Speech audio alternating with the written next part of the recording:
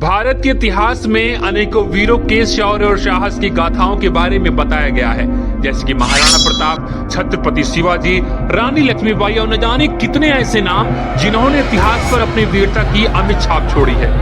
आज ऐसे दो वीर योद्धाओं की अद्भुत कहानी हम आपको बताते हैं, जिनको इतिहास के पन्नों में वो स्थान हासिल न हो सका जो दूसरों को हुआ है। बुंदेलखंड की मिट्टी को गौरव दिलाने वाले दो भाई आल्हा और ऊदल। 12वीं सदी में बुंदेलखंड के महोबा दशरथपुरवा गांव में जन्मे दो भाई बचपन से ही शास्त्रों के ज्ञान और युद्ध कौशल में निपुण होने लगे थे। आल्हा और ऊदल भाइयों की वीर गाथा आज भी बुंदेलखंड में गाई जाती है। आल्हा ऊदल दशराज तथा माता देवल दे के पुत्र थे। आल्हा ऊदल चंद्रवंशी क्षत्रिय बनाफर राजपूत योद्धा थे। आल्हा माँ देवी के उपासक थे।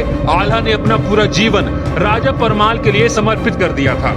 आल्हा और ऊदल दोनों भाई एक दूसरे के साथ मुसीबत के समय खड़े रहते थे। आल्हा चंदेल सेना के सेनापति थे और कवि जगने की कविता आल्हा खंड में इन दोनों भाइयों की लड़ी गई 52 लड़ाइयों का वर्णन किया गया है। जब आल्हा के कन्नौज जाते ही पृथ्वीराज ने महोबा पर आक्रमण कर दिया। इस संकट की घड़ी में राजा परमाल ने उनको वापस बुलाया। आल्हा वापस महोबा आ गए और उनके साथ उनके भाई ऊदल भी था। ऊदल की वीरता से पृथ्वीराज भली भांति परिचित थे।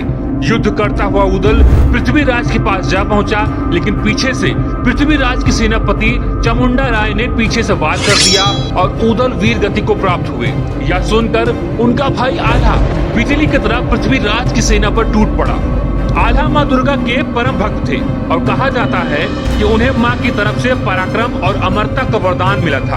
आज भी मैहर में माता शारदा के मंदिर में रात 8 बजे आरती के बाद साफ सफाई होती है और फिर मंदिर के कपाट बंद कर दिए जाते हैं। इसके बावजूद जब सुबह मंदिर खोला जाता है तो मंदिर में माँ की आरती और पूजा किए जाने के सबूत मिलते हैं।